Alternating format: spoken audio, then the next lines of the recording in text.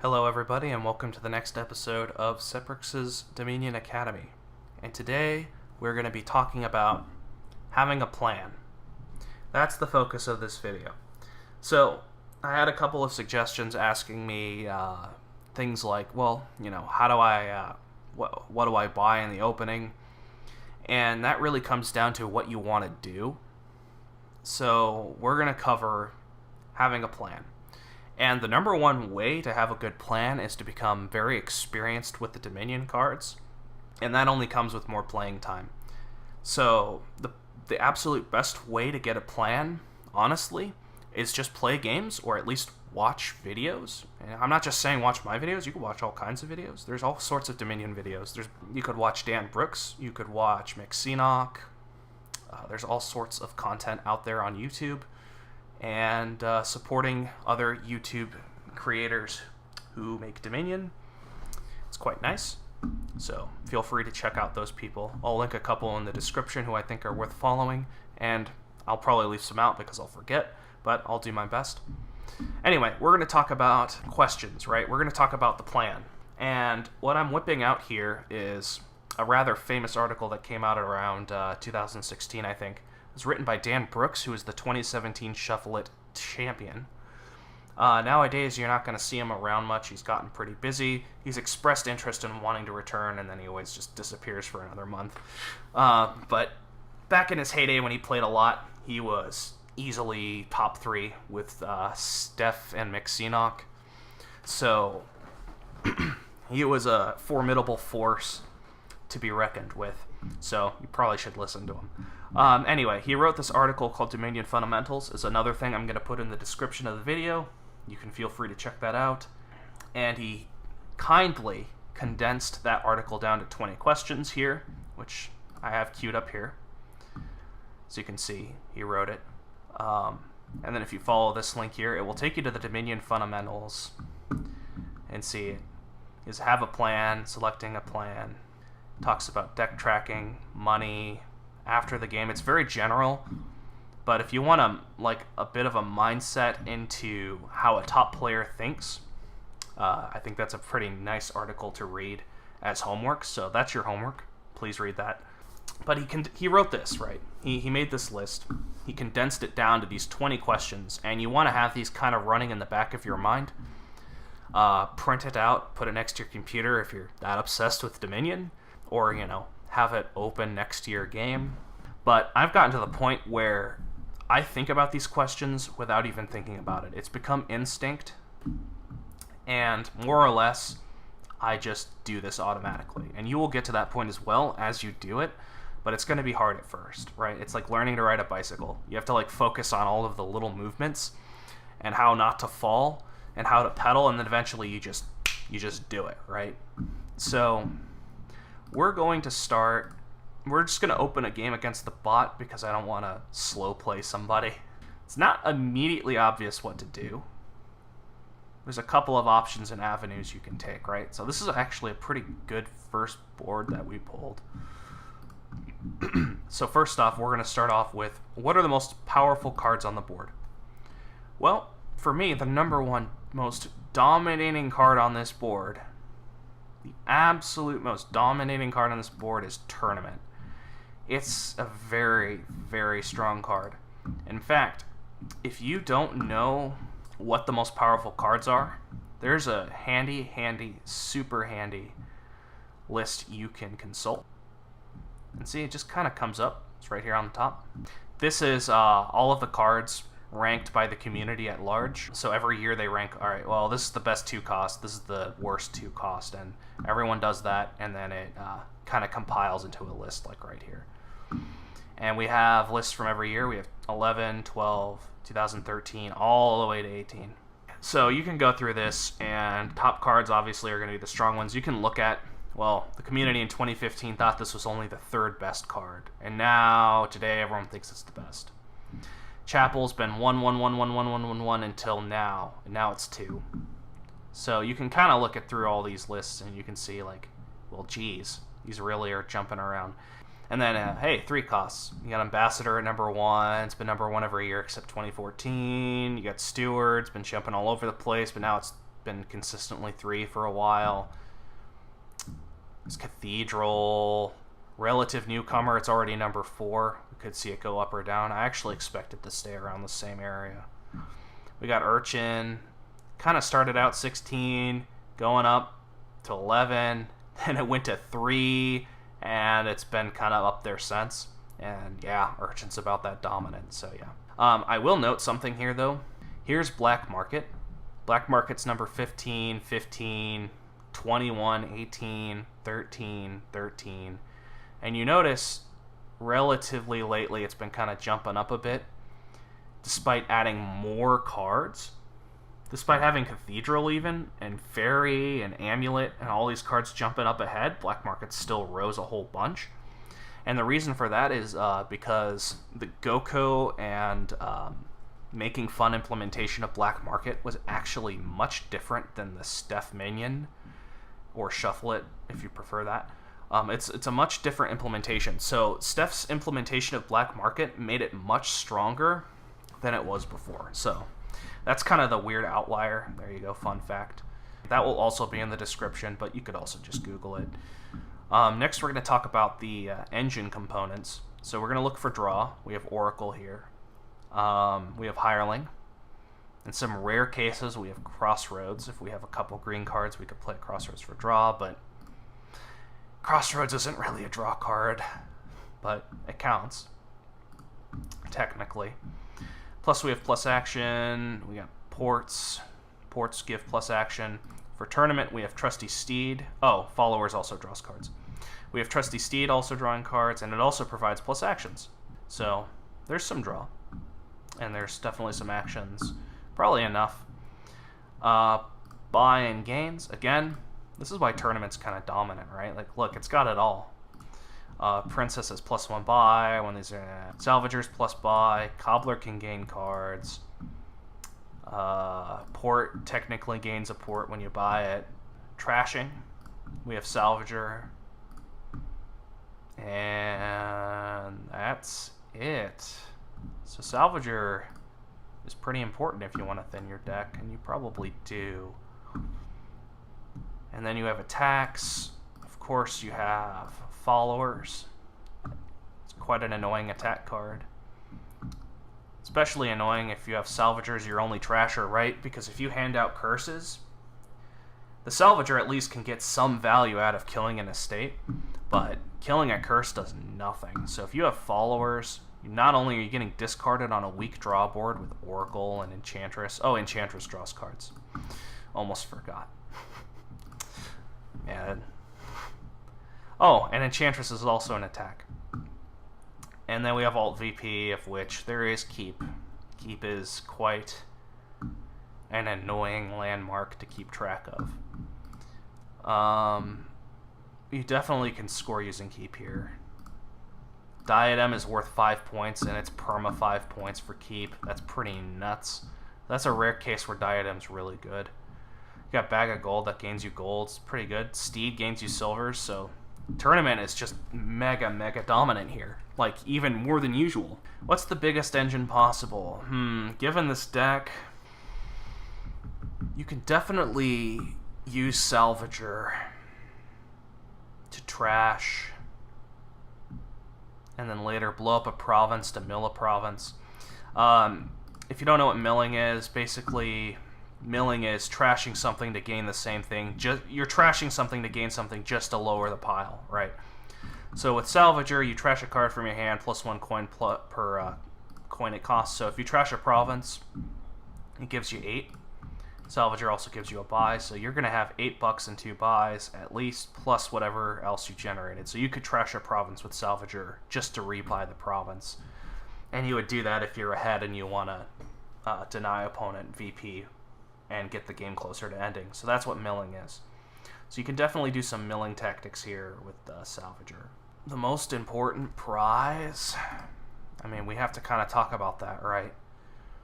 It's probably Followers, honestly, because the trashing's really weak, and I want to give my opponent curses. Yeah, the draw's kind of weakish on this board. Yeah, I don't know if you're doing much better than single province turns, especially with keep.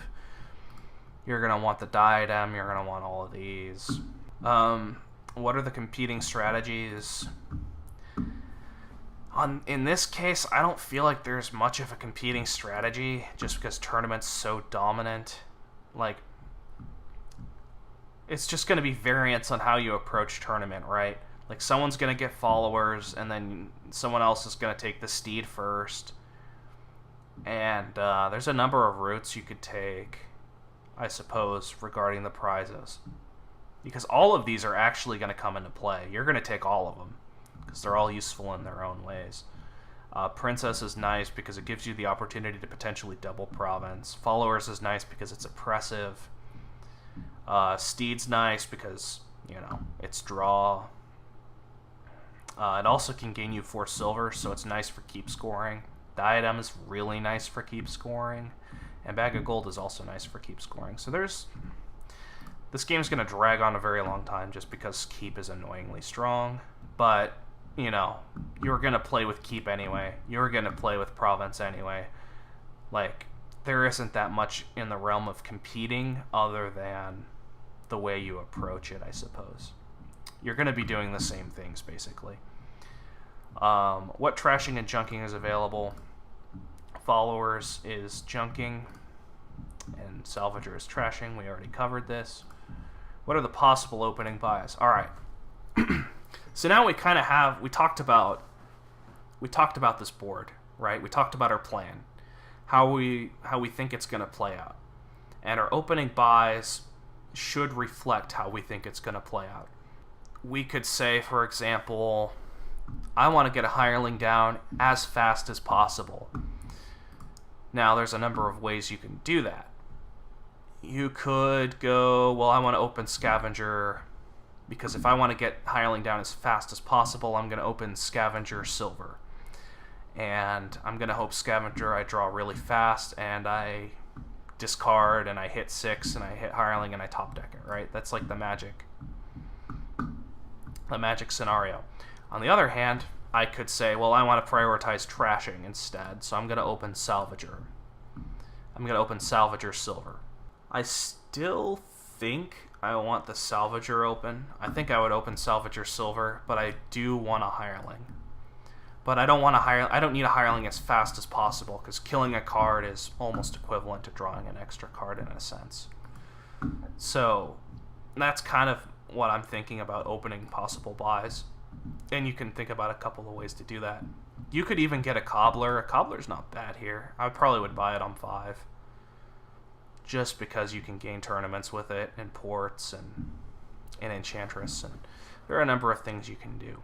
After the opening, what are the next 3 buys? This question's a little harder to answer because it really depends on your deck tracking and what you draw. So you could talk about, well, ideally I would buy this, this, and this, and it's good to think about that, and then there's what you actually draw. So let's just kind of do the Salvager Silver thing. Alright, so we hit 6 right off the gate. This is fantastic, right? So we already know our 1 buy is going to be hireling, because that's what we wanted. We have a Salvager, 3 estates, and 3 copper in these next 7 cards. So, assuming Salvager doesn't miss, we're going to hit $5 tops if we draw Salvager, estate, 3 copper, but likely we're not going to hit 5. We're going to hit 4. So, you can kind of think about your plan, right? And sometimes there's a certain order in which you want to buy cards, depending on what you want to buy. Sometimes you don't always buy the card that's the most pricey. Sometimes you'll buy something that's less pricey because you're going to shuffle it in and you want that card in. Anyway, this is obvious. We'll take the hireling, and we do hit 5. So now we have to think about, well, do I want the Cobbler? It gains cards, too. It's non-terminal. And considering we already have a hireling and a Salvager, I don't think we want to add a 3rd terminal. So we're not going to buy, say, a Scavenger or a 2nd Salvager. So we're going to buy the Cobbler. This turn isn't super great. So we have a number of options here. So in these next 8 cards, we have a Salvager, we have a hireling, we have a Cobbler, we have 4 copper, and a silver. We're kind of moving a bit ahead now. we're moving ahead. We're kind of skipping the fraction of the deck you can draw. We're already thinking about what cards are in our deck and what's on top. So this is very important, and this is something you should always think about at all times. I try and do it. Sometimes I don't because I get lazy and it doesn't matter that much, but optimally you should always do it. And what fraction of your deck can you draw? Honestly, with this deck, I don't expect that deck drawing is going to be possible for too long. You certainly can do it, but as you start greening, it's not going to get any easier to draw a deck. The draw here is quite weak. So, but I expect you can draw most of your deck on a given turn. What cards are in your deck? Which cards will play well with the ones you have? We've been talking about interactions a little bit earlier, and as you get better at the Gambit Dominion, you're going to just automatically start doing this because you've become more familiar with the cards. Like, for example, you already know villages go well with terminal draw. Like, that's, like, ask any Dominion player who's played like 4 games of Dominion. Village cards go great with terminals, right? Because they interact well. Now, take that interaction and they kind of connect or deconnect with everything. For example, Salvager kind of doesn't work with keep, right? Because you're killing coppers, which makes the copper pile for keep less valuable. You might say, well, the trashing for Salvager is worth more than the devaluation of keep that Salvager provides, and you would be correct. Most things synergize or anti-synergize with each other card, and as you become more familiar with all of the cards, you will, of course, get better at that. And that's kind of how the best players approach it. They kind of just think more in terms of interactions between cards. So I'm going to assume I'm going to be able to buy a port in the next couple of turns. So I am going to add another terminal here. And here I have to play a hireling over Salvager, and we'll buy ports. So that worked out quite well. Here I do want a second hireling, so let's just get it. This turn, always draw before you make other decisions. Gain a card costing up to 4 up to your hand. I do want another port. There is an Oracle in these top 2.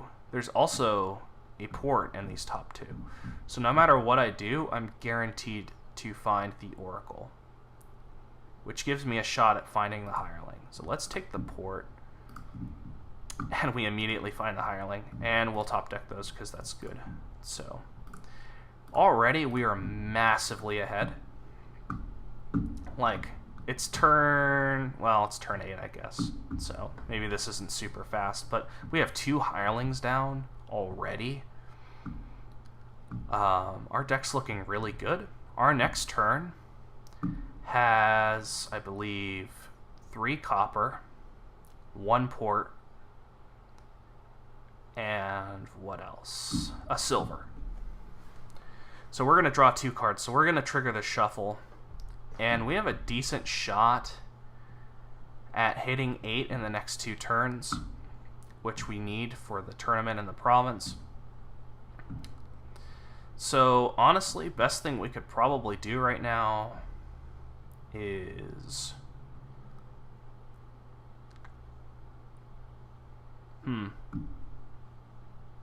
It's not clear. You could even buy a 3rd hireling, honestly. I think I'm going to take the 3rd hireling. I think that'll be the last hireling I take, though. Wow, we find it again. So here I'm going to take the tournament. If I had found the cobbler, I would have taken a gold. But here I think I have to take tournament, because I can hit 8 without the gold. It's just a little more annoying. Anyway, where are we on this? So you can kind of tell we're already kind of just moving along this without even looking over it. At least I am. How much can I do in 1 turn? I'm figuring that out as I'm playing the deck. I'm like, alright, how can I get to 8 the fastest? Well, I have to do this and I have to do this. Which buys and gains will improve my deck. I'm already kind of doing that. And these 4 questions on the bottom are more endgame sort of stuff, and we'll go over those later as we continue to play. I'm not really following Lord Rat because, you know, I can just beat Lord Rat with my eyes closed. Who cares? We will top deck this. And we will toss that. We'll play tournament first. We'll play a port. So we do hit 8. I was prepared to blow up a port just to hit 8, but we don't have to. In fact, we didn't have to anyway. So we do hit province, and we could even take a crossroads because we're only going to add more green to our deck. We could. I don't know if we do because we just killed our last estate, right? We have no more estates. So the crossroads is only going to be as good as the amount of green cards we have. Of course, we're going to take followers with our first. Well, we might not take followers with our first prize now that we're playing through. Like, we have 3 cards already. But on the other hand, kicking our opponent down, let's just take the crossroads. So, always draw, then kind of figure out what you want to do. Alright, so here's an interesting decision. I expect fully that we're going to draw our deck, or get close to it at least.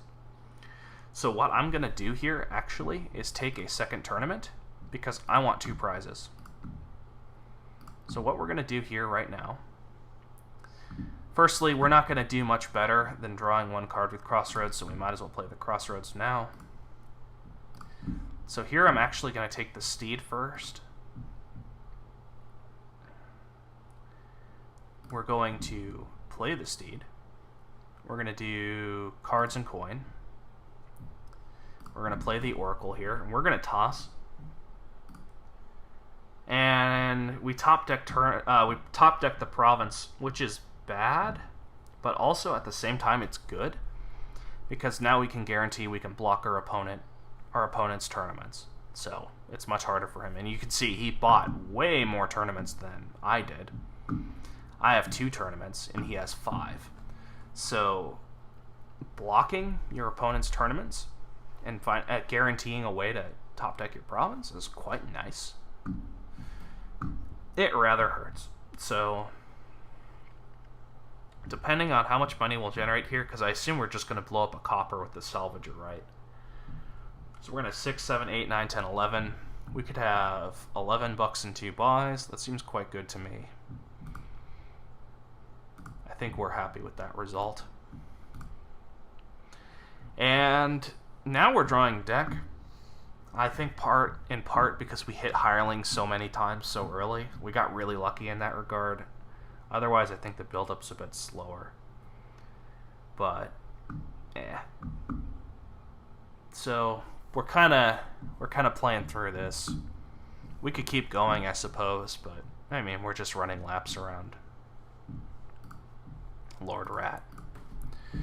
So that's kind of more how I approach it. We'll talk about this in another video because it's not really the focus of this video, but there are more questions you can ask, like pile out stuff and all of that.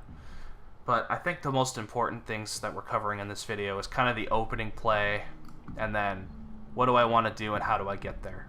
So we're gonna play a game or 2 while thinking about this stuff. So already powerful cards. We're looking for powerful cards.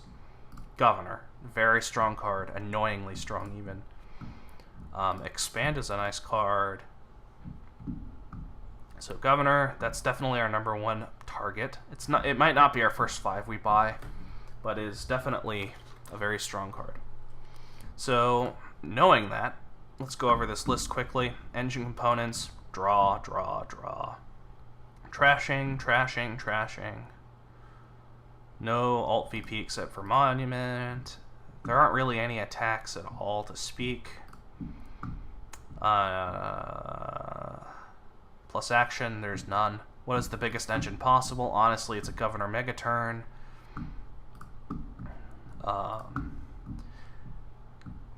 Well, not a couple Governor Megaturns. So, more or less, We're just going to do governor shenanigans, whatever. We're going to open Monument Silver, because Monument's a nice terminal to have. He opens Monument Trade Route. I don't like that at all, actually. It's quite awful, and I'm going to tell you why. It's because Trade Route is not a good card for trashing. It's fine enough if there were plus actions, but there aren't, so it's actually garbage here because you want to play Monument as your terminal. Governor Remodel is going to help you trash as you do it, and if you want to trash her, you probably prefer Trading Post anyway. What are the competing strategies? Well, I'm not seeing any competing strategies here, really. I guess you could play Council Room Money, but that's going to get smashed. I'm just going to take another silver here. Here I get my... I'm actually going to take a Laboratory over Governor first. Most players just immediately take Governor, but I usually like to wait a little bit. Here I'll take Governor, but usually my first 5 I like to take a different card. Usually a draw card. Because the Governors actually aren't doing that much for you early on. See, he just drew a bunch of cards. He didn't even hit 5. And he drew with the Governor. He drew me a card and he didn't even hit 5. Like, that is horrible. We hit 7, and 7's great at killing estates into Governors. I'm actually going to take the expand here. Yeah, we do have Monument as a terminal, but we don't care really all that much. Did he buy an estate? He bought an estate. What? He bought an estate. He must have bought an estate to boost his trade route. You never want to do that. That's actually really bad. You don't want to buy junk, typically early on. That was a very confusing play from him, I think. I don't like it at all. I have an expand in these next 3, right? I shuffled. Yep. So it's actually worth it to just draw here and see what we get. Yep, we get double Governor. In fact, we might just do Lab Governor here. Because I don't want to just draw with Governor. I want Labs too. Like, winning the Governor split 6-4 versus 5-5 doesn't matter all that much here, I don't think. It's more important that I'm drawing a bunch. Like, here I'll draw again. Alright.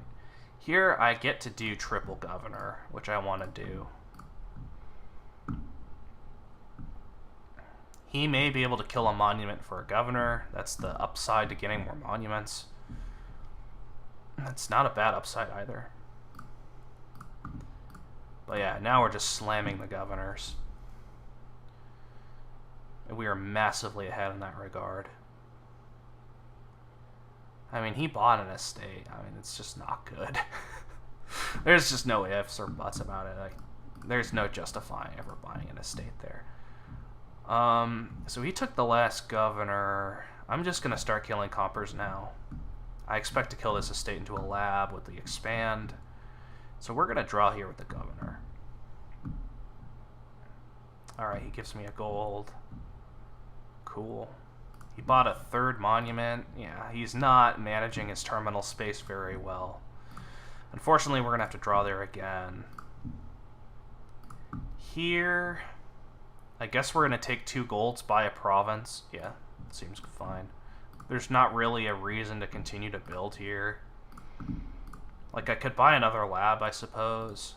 But I guess we'd be boosting his trade route. But it's fine. I do like a singular province, usually. We are going to draw again. Wow. I guess we're going to draw again. Wow. Alright. I think we have to stop here. Gain 2 golds and double province. It's really unfortunate we didn't find any labs. It's quite bad, actually. But it shouldn't matter. He can't quad province. He doesn't have the ability to do that. And even if he does, I have the expand in hand. And it costs 7, so I can even threaten a remodel province. Which is actually quite scary. So I can have expand for multitude of reasons. If I have it in hand, it guards against him piling out potentially. I can just casually take a province. It's quite scary. It's scary enough that I'm just going to do it right now. Make it really hard for him to come back.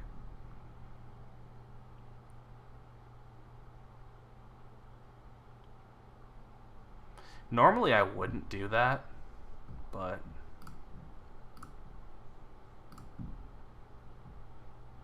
alright, so we win here. Like, there was no reason to actually do that. In fact, it was worse because you're just tossing a province into the deck, but anyway. That was my plan. You kind of saw my plan, and I was thinking as I was doing it. We'll play him one more game if he lets us. Alright, so powerful cards. Cultist is a very powerful card. Replace is a good card. Cathedral is a massively good card. As we saw earlier, it's the fourth best 3-cost right now. So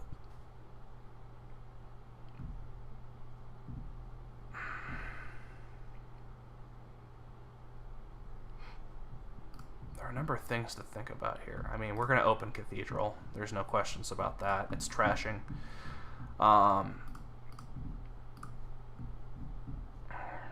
He opens Squire Bard. He played 3 coppers and then gained a Squire. That's not very good. Alright, so we identified the most powerful cards on the board. Engine components. What's the biggest engine possible?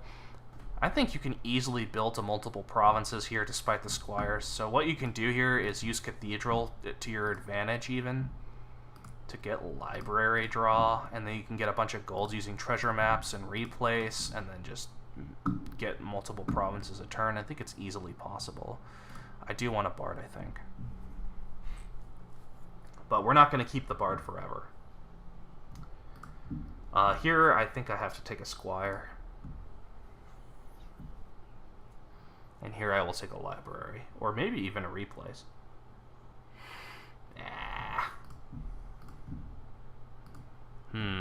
With that silver gain, I might actually take a replace over the library. Yeah, let's do it.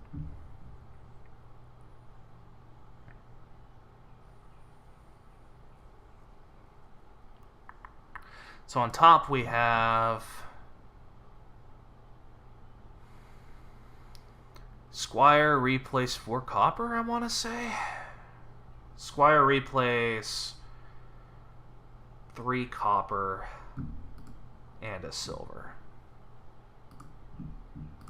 And yes, I will take this for a Squire and a library. Alright, cool. And Cultist here is absolutely a problem. You could definitely go for Cultist. I actually think it's quite ignorable because there's just Guardian. You can just buy a Guardian every turn and put one into play. So I'm actually not scared of Cultist here. Ordinarily I would be, but not here. So I am gonna just take a Squire and top deck it. This is not great. Anyway, the idea is that we're going to use library draw and a bunch of Squires and replace and get treasure maps going. That's basically what we're building towards. That's our plan.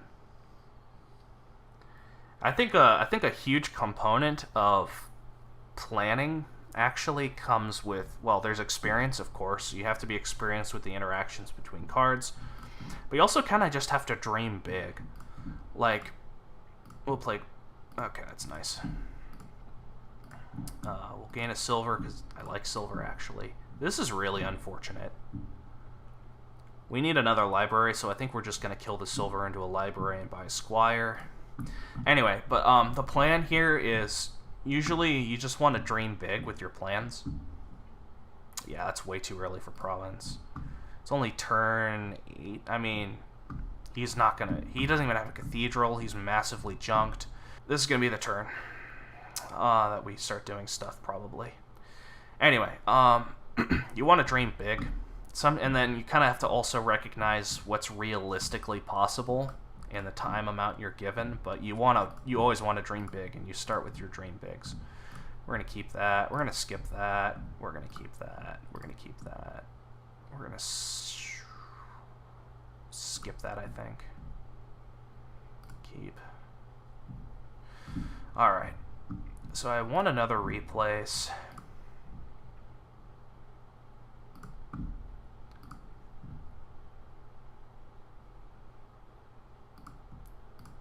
Definitely want another replace. Keep. So we don't have enough squires. So what we get to do is top deck a squire, play bard. And I think we just want more squires, honestly. So this is the problem with Cathedral, but it's absolutely worth the speed, but sometimes you have to kill cards. I'm okay with losing a library, and I'm also okay with losing a squire, in fact, because I do gain a replace or a cultist out of it. And I think just gaining another replace is fine. But we're going to have to be careful about losing squires in the future. Skip that. Keep that. Keep that. So like here, I do want to get to maps.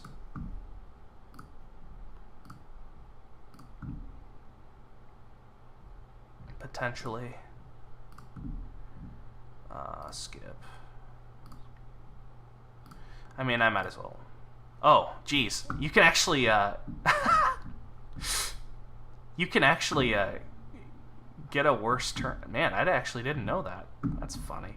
I should have kept all those. Anyway, you kind of get the point of this deck. I don't really want a top deck treasure map. So let's just top deck one of the libraries and buy treasure map. Here we'll kill a replace. We don't need 3 of them. We could kill a library, but I don't really want to. Let's just take buys here. Well, let's take more actions. Keep.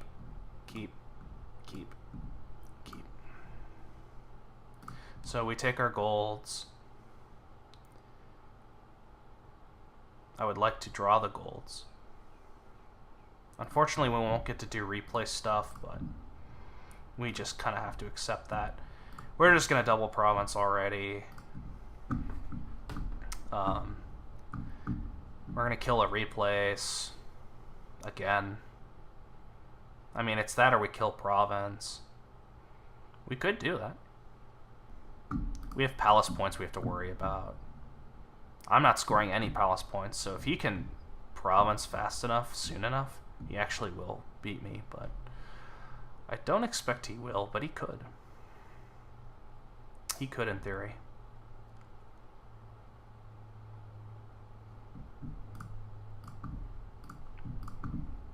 Keep.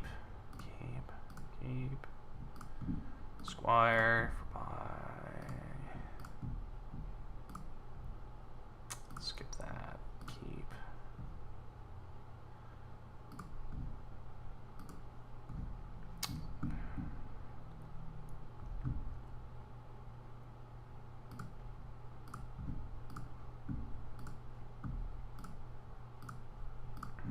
We're just going to take a free Guardian because we don't expect the game to last longer than this turn.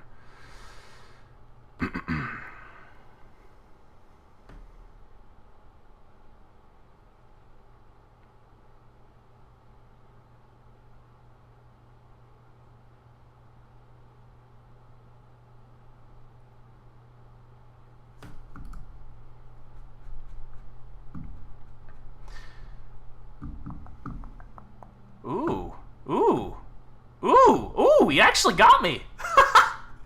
Damn. Nice, he actually got me. I actually didn't expect that. Man, it looks like I'm going to have to watch episode 4 or something of my Dominion Academy series. And whenever I talk about tracking your opponent's deck and seeing what they're able to do. Anyways, for review, we're going to go over the 20 questions again. What are the most powerful cards on the board? So, if you don't know, check out the Quivist rankings, or kind of just check out what Dominion players are saying in general about typical cards on boards in videos. There's also engine components. There's draw, there's plus action, there's plus buy in games, there's trashing, attacks, alt VP. These are the components of an engine. Typically, you want to build engine-centric. What is the biggest engine possible? Always dream big. The dream might not be a reality, but always have a dream. To have a plan, you need to have a dream. What are the competing strategies? And this kind of plays into the dream question, right? Is your dream realistic? How realistic is your dream?